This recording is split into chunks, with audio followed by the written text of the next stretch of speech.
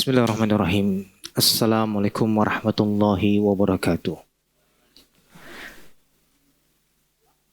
Innal hamdalillah nahmaduhu wa nasta'inuhu wa nastaghfiruh wa na'udzu billahi min shururi anfusina wa min sayyiati a'malina. May yahdihillahu fala mudilla lahu wa may yudlil fala hadiya lahu. Asyhadu an la ilaha illallah wahdahu la syarika lah wa asyhadu anna Muhammadan abduhu wa rasuluh. Ya ayyuhalladzina amanu taqullaha haqqa tuqatih wa la tamutunna illa wa antum muslimun.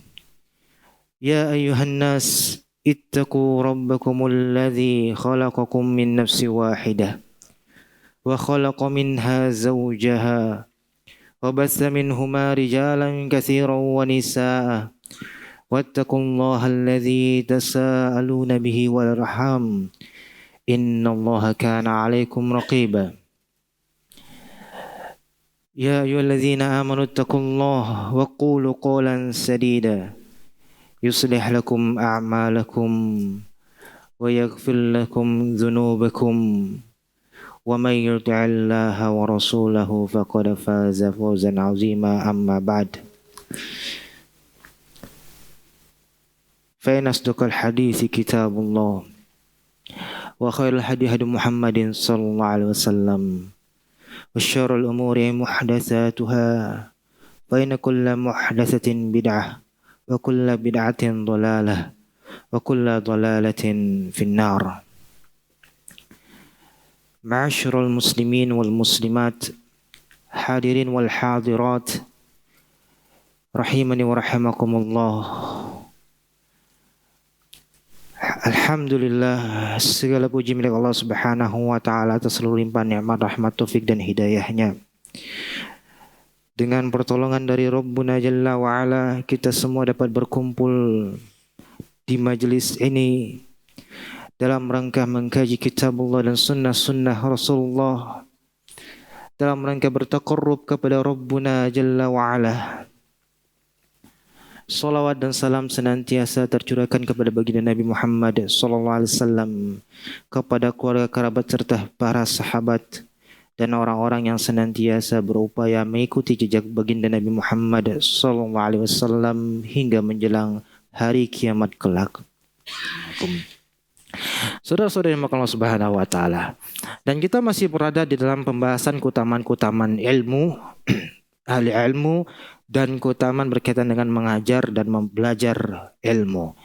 Setelah menulis Imam Ibnu Jamah rahimahullah taala menukilkan ayat-ayat berkaitan dengan keutamaan ilmu, lalu beliau menukilkan hadis-hadis berkaitan dengan keutamaan ilmu, ahli ilmu, belajar dan mengajar.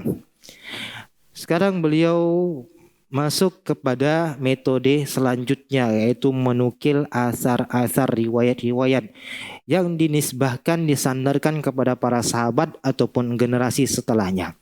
Dan ini adalah manhaj atau metode ahli hadis dalam menukil atau menulis kitab.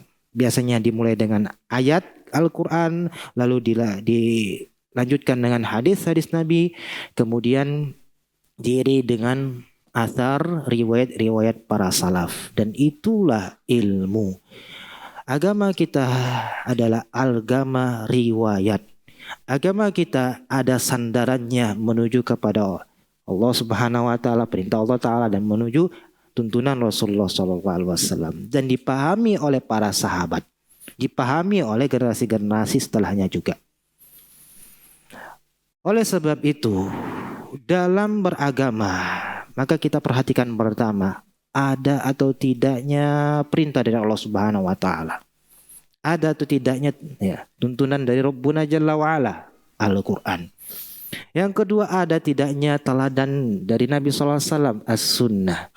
Dan yang ketiga, ada dan tidaknya penjelasan dari para sahabat, murid-murid para sahabat atau murid dari muridnya para sahabat, atba'ut tabi'in. Tabi'in dan atba'ut tabi'in. Dengan ini ikhwati fil a'azanallahu yakum, kita tidak kebingungan dalam beragama. Sebab apa? Sebab semua akal dan pendapat orang bermacam-macam. Akal dan pendapat orang bermacam-macam. Kalau kita harus kembalikan semua standar kebenaran kepada logika dan siapa yang paling menang debat, maka berpindah-pindahlah keyakinan kita. Ya, ini pernah terjadi. Imam Malik bin Anas disamperin oleh seseorang ahli kalam. Wahai Imam, saya ingin berdebat dengan kamu. Kalau kamu kalah, kamu ikuti pendapatku. Ya. Terus Imam Malik nanya, jadi kalau saya kalah saya ikutin kamu? Iya. Terus kalau saya yang menang kamu ikut saya? Iya, katanya. Terus datang orang lain, orang ketiga, mendebat kita berdua kalah, kita ikut dia? Iya, katanya. Maka Imam Malik menasihati, wahai Abdullah, agama ini cuma satu, dibawa oleh malaikat Jibril kepada Nabi yang satu. Kalau setiap datang orang pandai berdebat terus kita ikuti dia, ya, berpindah-pindah keyakinan kita terus menerus, ya, pindah terus. Datang orang ahli debat lagi ikutin, dan debat bukan standar kebenaran. Kenapa? Karena dalam berdebat orang sedang ahli argumen, pandai-pandaiin bicara. Bisa jadi orang bawa kebenaran tapi tak pandai menyampaikan. Kalau dia berdebat, apakah kita tinggalkan kebenaran yang dia bawa? Nah, ikhwati fillah azanakum, maka debat bukanlah standar kebenaran. Ya, bukan standar kebenaran. Standar kebenaran apa? Al-ilmu itu qala Allah, qala Rasul, wa qala sahabat. Apa yang disebutkan oleh Allah, apa yang disebutkan oleh Rasulullah SAW, apa yang dijelaskan oleh para sahabat. Ini ilmu. Ya, maka setiap amalan bisa kita timbang dengan Al-Quran, As-Sunnah, dan perkataan para sahabat. Seperti tadi, amalan-amalan rebo wekasan tadi dia tulis salamun ala mursalin, salamun ala nuh. Ini kan bagus doa misalnya. Oke, kita timbang dengan Al-Quran. Ada perintahnya dari Allah? Nggak ada. Ada perintahnya tuntunannya dari Rasulullah SAW? Nggak ada. Ada dilakukan oleh Abu Bakar, oleh Umar, oleh Utsman, oleh Ali? Nggak ada. Atau sahabat-sahabat yang lain, sahabat junior, Abdullah bin Abbas, Abdullah bin Umar? Nggak ada. Kita turun ke generasi setelahnya, tabiin, murid-muridnya para sahabat yang sangat paham dengan gurunya para sahabat. Ada dilakukan oleh Sufyan Ats-Tsauri, ada dilakukan oleh Sufyan bin Uyainah, ada dilakukan oleh Mujahid bin Jabr, enggak ada. Ada dilakukan oleh Ikrimah, enggak ada. Ya. Turun lagi. Misalnya kalau masih belum puas, atba'ut tabi'in, ada dilakukan oleh Imam Malik, ada dilakukan oleh Imam Syafi'i, ada dilakukan oleh Imam Abu Hanifah, ada dilakukan oleh Imam Ahmad bin Hanbal, enggak ada. Sudah. Tenang kita mengikuti khairun nasi qarni tsummal ladzina yalunahum, kata Nabi sallallahu alaihi wasallam, sebaik-baik umatku adalah generasiku para sahabat, kemudian generasi setelahnya, tabi'in dan atba'ut tabi'in. Udah. Ya. Wa may yushaqiqir rasula min ba'di ma tabayyanal huda wa yattabi' ghayra sabilil mu'minin nuwallihi ma tawalla wa nuslihi jahannam wa sa'at masira, kata Allah Ta'ala.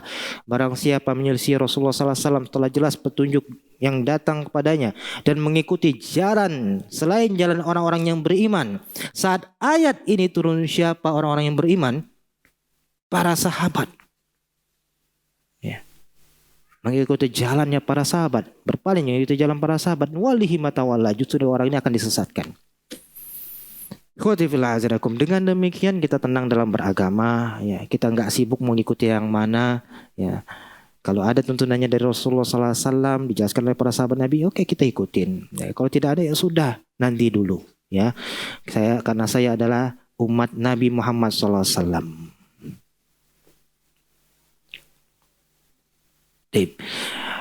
Kita bacakan apa yang disebutkan oleh penulis dari asar-asar, ya,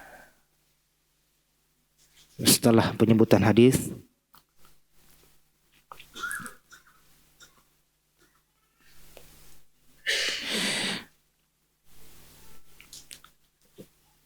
Yang pertama, penulis menyebutkan yuzanu yaumal qiyamah midadul ulama wa damu syuhada.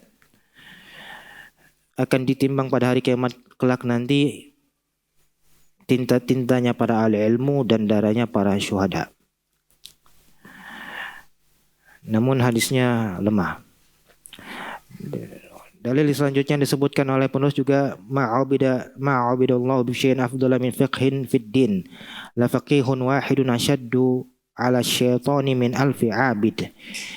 Yang artinya tidaklah Allah Ta'ala diibadai dengan sesuatu yang lebih utama dibandingkan fiqhin fid din. Seorang yang berilmu mengamalkan ilmunya. Sungguh orang yang berilmu, satu orang berilmu, dia lebih dahsyat di hadapan syaitan dibandingkan 1000 ahli ibadah. Ya, hadisnya juga lemah namun maknanya sahih.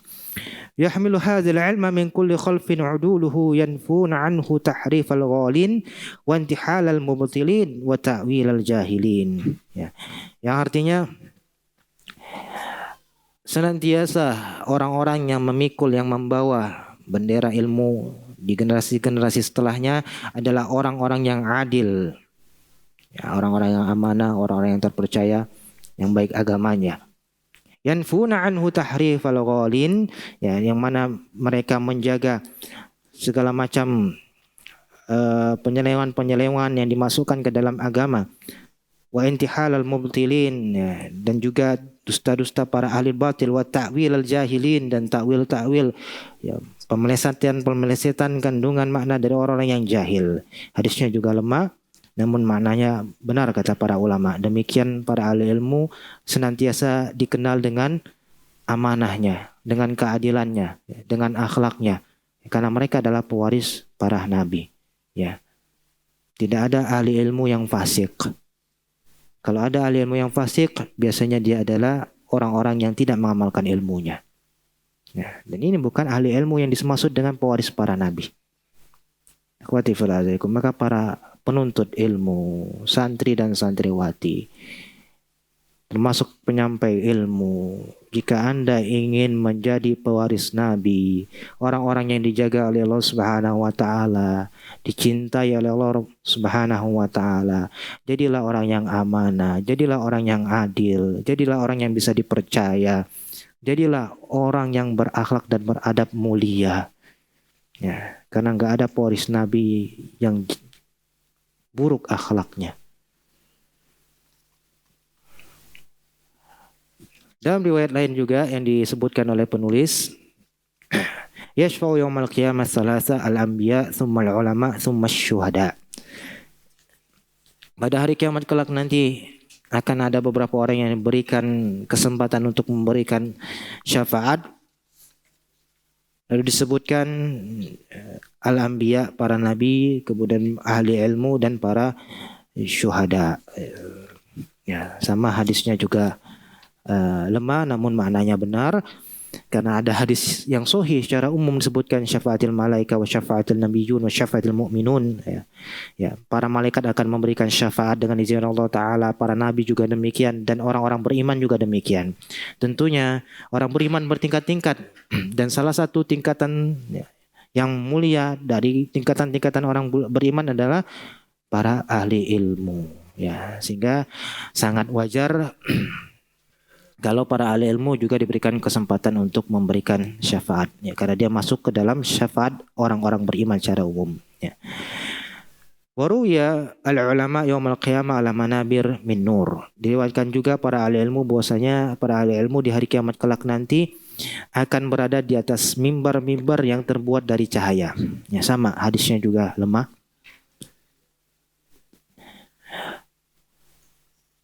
Lalu penulis juga sebutkan lagi hadis berikutnya, man ahabbal ilma wal ulama lam tuktab alaihi khati'atun ayyama hayatihi. Siapa yang mencintai ilmu dan ahli ilmu maka tidak dicatat dosa-dosa sepanjang hidupnya. Ini juga hadis yang lemah. Man akrama aliman fa ka'annama akrama 70 nabiyyan wa man akrama muta'alliman fa ka'annama akrama 70 syahida. Yang artinya barang siapa yang memuliakan ahli ilmu maka dia seakan-akan sedang memuliakan 70 nabi. Nah, biasanya kayak gini sudah isyarat nih. Ini kayaknya lemah gitu. Dan ini memang sudah dijelaskan oleh para ulama, hadisnya lemah. Wa man akrama muta'alliman fa ka'annama akrama 70 syahidan. Siapa yang memuliakan para penuntut ilmu, maka dia seperti sedang memuliakan 70 orang syahid. Hadisnya lemah. Disebutkan oleh para ahli ilmu. Man shalla khalfa alimin fa ka'annama shalla khalfa nabiyyin wa man shalla khalfa nabiyyin faqad ghufira lah. Lalu riwayat yang dinukil lagi penulis selanjutnya yang artinya siapa yang sholat di belakang ahli ilmu maka seakan-akan dia sedang sholat di belakang Nabi. Ya. Siapa yang sholat di belakang Nabi maka akan dihapuskanlah dosa-dosanya yang telah lalu. Hadisnya juga lemah. Ya. Dan riwayat berikutnya disebutkan oleh penulis man 'azzama al-'alim fa innama yu'azzimu Allah taala wa man tahawana bil 'alim fa innama dzalika istighfafun billahi taala wa bi rasulih. Yang artinya barang siapa yang memuliakan ahli ilmu maka sesungguhnya dia sedang memuliakan Allah Subhanahu wa taala. Barang siapa yang menghinakan ahli ilmu maka sejatinya dia sedang merendahkan Allah Subhanahu wa taala dan rasulnya. Hadisnya juga lemah walaupun maknanya benar. Karena di kitab-kitab adab juga disebutkan tentang memuliakan guru. Nah, sebagaimana diisyaratkan oleh para ahli ilmu, kita punya orang tua secara nasab. Ya, kita juga punya orang tua secara ruh. Kalau bapak ibu kita secara nasab, ya, itu adalah bapak ibu yang telah melahirkan kita. Sedangkan guru-guru adalah bapak ibu secara ruh kita. Kenapa kata para ulama? Karena dengan taufik dari Allah Ta'ala kemudian dengan sebab guru kita tahu halal dan haram. Kita tahu tauhid dan syirik. Yang mana itu semua menjadi modal utama kita selamat di akhirat kelak.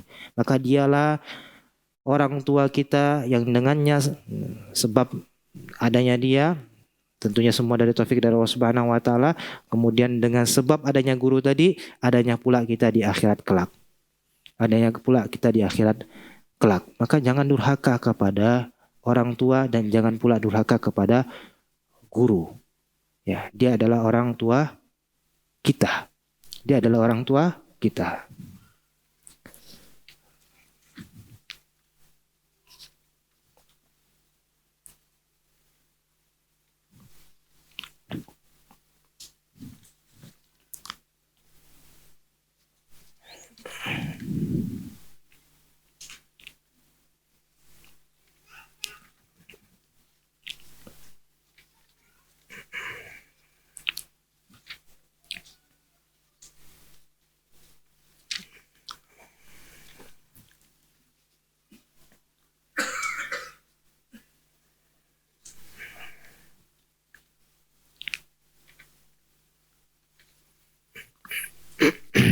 Selanjutnya akhwati billah azanallahu yakum, kita lanjutkan ke asar-asar yang disebutkan oleh penulis berkaitan dengan keutamaan ilmu dan ahli ilmu. Ada beberapa asar yang dinisbahkan kepada para sahabat Nabi dan semuanya juga lemah. Seperti dinisbahkan kepada sahabat Ali bin Abi Thalib, Muaz bin Jabal, Ibnu Umar, Abi Dzar, Abu Hurairah. Namun hadis atau riwayat ini juga dilemahkan oleh para ahli ilmu. Yang pertama yaitu asar yang dinisbahkan kepada Ali bin Abi Thalib yang mana disebutkan kafa bil ilmi syarafan ay yad'iyahu man la yuhsinu wa yafraha idza nusiba ilaihi wa kafa bil jahli zamman ay yatabarra minhu man huwa fi. Yang artinya cukuplah ya, ilmu itu dianggap sebagai sebuah kemuliaan. Saat kita melihat realita banyak orang-orang yang mengaku sebagai orang berilmu padahal dia tidak pantas untuk hal itu. Ya. Wa yafraha idza nusiba ilai, dan dia suka dianggap sebagai seorang yang berilmu. Wa kafa bil jahli zaman, dan cukuplah kejahilan dianggap sebuah kehinaan saat semua orang tidak ingin dinisbahkan atau disandarkan dengan kejahilan tersebut. Nah, walaupun riwayat ini lemah, tapi juga secara makna benar. Ya, sudah merupakan fitrah setiap manusia suka dengan ilmu, suka pengetahuan baru, ya, dan juga senang atau bangga ketika disandarkan dengan ilmu. Senang dengan bangga ketika disandarkan dengan ilmu. Ya. Dan juga fitrah manusia tidak suka dianggap tidak tahu dan marah ketika dianggap sebagai orang yang bodoh. Bahkan bodoh sudah dianggap sebagai sebuah celaan pada saat ini. Bodoh sudah dianggap sebagai sebuah celaan. Dan ini fitrah yang ada dalam setiap insan. Dan fitrah ini menunjukkan bahwasanya ilmu merupakan sebuah perkara yang memang sudah dibutuhkan dalam setiap jiwa. Kita butuh ilmu. Kita butuh ilmu. Ya. Dan ilmu inilah ikhwati fillah azanallahikum sebagai makanan dari ruh kita. Kalau misalnya kita butuh makan dan minum sekali 2-3 sehari 2-3 kali untuk bisa berenergi dalam beraktivitas. Ilmu juga demikian, kita butuhkan untuk bisa berenergi dalam beribadah, berenergi dalam berdakwah, berenergi dalam berzikir, berenergi dalam bermuamalah, bahkan berakhlak juga butuh ilmu. Bagaimana kita mengetahui akhlak-akhlak yang mulia, akhlak-akhlak yang hina, semuanya diketahui dengan ilmu. Oleh sebab itu para ulama menyatakan kebutuhan kita dengan ilmu ini sebanyak nafas kita. Kenapa? Karena setiap gerak-gerik kita butuh dengan ilmu, butuh dengan ilmu, ya, butuh bagaimana tuntunan Allah, bagaimana tuntunan Rasulullah SAW, bagaimana yang bisa menjadi hamba Allah Subhanahu Wa Taala. Ya. Ini asar pertama. Ya, walaupun asarnya lemah, tetapi secara makna benar. Fitrah kita sudah tertanam suka ilmu dan benci kejahilan. Bagaimana kita marah ketika dinisbahkan kepada kejahilan. Makanya para pendidik biasanya memasukkan kalimat bodoh sebagai pencelaan. Tidak boleh mengatakan bodoh kepada peserta didik. Ini merupakan celaan. Ya, saat ini demikian. Waqala ba'du salaf, sebagian salaf juga mengatakan khairul mawahib al-aqlu wa syarrul masaib al-jahlu. Ya, sebagian salaf menyatakan bahwasanya sebaik-baik pemberian yang diberikan adalah al-aqlu. Al-aqlu, akal di sini maksudnya adalah ilmu, sebagaimana dalam penggalan ini disebutkan kontradiksinya, ya. Wa syarrul masaib, dan sejelek-jeleknya musibah adalah al-jahlu, kejahilan, ya. Jadi disebutkan dua hal yang saling kontradiksi, saling berlawanan, ilmu dan kejahilan. Maka ketika seseorang dianugerahkan dengan ilmu, sejatinya dia sedang diberikan anugerah yang luar biasa, rezeki yang tidak bisa diraih oleh setiap orang. Ya, dan tentunya ketika kita berbicara tentang ilmu, semuanya berkaitan dengan ilmu yang bermanfaat. Ilmu yang bermanfaat. Ya. Tidak bisa kita beli nikmatnya sholat malam, tidak bisa kita beli ya khusyuknya ketika tadabbur kepada Allah Subhanahu Wa Taala. Sebagaimana tidak bisa kita beli ya nikmatnya hati yang senantiasa mengingat kepada Allah Subhanahu Wa Taala. Walaupun banyak uang kita yang telah kita curahkan, ya, siang malam kita bekerja mencari uang, tetapi ketenangan di tangan Allah Subhanahu Wa Taala. Ketenangan di tangan Allah Subhanahu Wa Taala. Sehingga ketika kita diberikan ketenangan, keluarga kita diberikan ketenangan, walaupun uang kita tidak sebanyak orang-orang di sekitar kita, maka sadarilah hal itu merupakan pemberian yang luar biasa, ikhwati fillah azanallahikum. Sebagaimana sejelek-jeleknya musibah ketika kita tidak tahu mana yang benar, mana yang salah, ketika istri kita tidak bisa dikasih tahu, ketika anak-anak kita tidak tahu membaca Al-Quran, tidak tahu sholat. Bagaimana saat ini disebutkan hampir 70% kaum muslimin di Indonesia tidak sholat. Ya, ini merupakan musibah luar biasa. Dan nikmat ini sering kita tidak sadari. Sebab apa? Sebab sehari-hari yang kita perhatikan dan kita lihat adalah ya, harta dan dunia. Apa yang kita tonton sehari-hari? Ya, orang jalan-jalan, orang makan, orang punya gadget terbaru, ya. Dan ini terus yang menjadi perkara menghantui di dalam diri. Sehingga kita memposisikan kebahagiaan berada di dalam materi. Nah, lalu kita lupa nikmat-nikmat yang ada dalam diri sekitar kita ini. Bersyukurlah kepada Allah Subhanahu Wa Taala saat Anda diberikan pemberian yang paling luar biasa dan paling dahsyat ini, yaitu ilmu. Ya, ilmu tidak semua orang diberikan nikmatnya ilmu. Bagaimana tidak semua orang ya, bisa hadir di kajian, dia bisa merasakan nikmatnya hadir di kajian. Ya.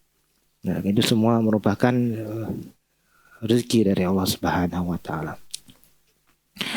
Lalu riwayat selanjutnya dinukil oleh penulis waqala Abu Muslim al-Khawlani, al-ulama'u fil ardi mislun nujumi fis sama. Idza badat linnasi ihtadaw biha wa idza khafiyat alaihim tahayyaru. Para ahli ilmu mereka laksana bintang-bintang di kegelapan malam. Apabila bintang-bintang terlihat, maka orang-orang dapat mengambil arah dengannya. Wa idza khafiyat, kalau misalnya bintang-bintang ini sudah redup, tidak tampak lagi, maka orang-orang akan kebingungan. Ini disebutkan oleh Abu Muslim Al-Khawlani, mempermisalkan ahli ilmu dengan bintang-bintang. Kenapa dipermisalkan dengan bintang-bintang? Karena ada tiga sisi syabah, tiga sisi permisalan dan kemiripan antara para ulama dan bintang-bintang. Kata para ulama pertama, bahwasanya bintang-bintang adalah zinatul ard, adalah hiasan di muka bumi ini. Walaqad zayyana as-sama ad-dunya bimasabiha, kata Allah Ta'ala, sungguh telah kami hiasi langit dan malam di dunia dengan masabi, dengan bintang-bintang. Maka langit yang awalnya gelap gulita saat malam menjadi indah terlihat saat ada bintang-bintang.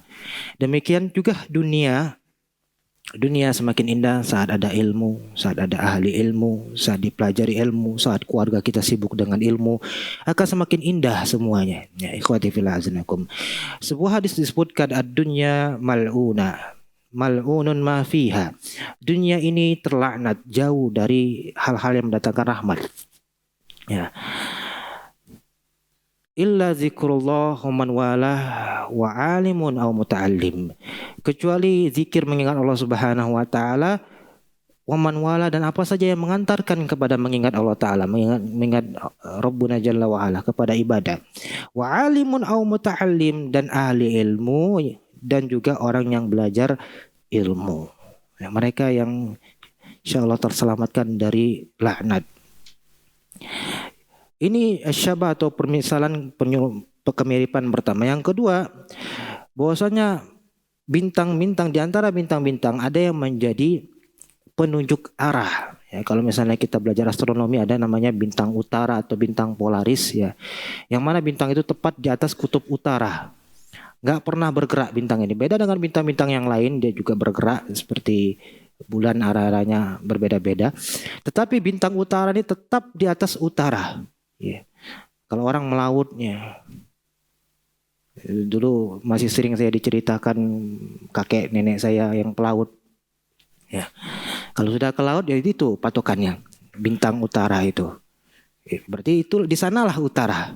Paling terang dan berada di utara. Jadi mau ke timur, mau ke barat, ya nanti baliknya ke sisi utara sana. Nah, saat bintang ini terlihat, maka orang-orang yang melaut tadi bisa melihat petunjuk arah. Namun ketika terjadi badai dan gelap, maka orang akan kebingungan menunjuk arah. Nah, demikian juga perumpamaan ahli ilmu.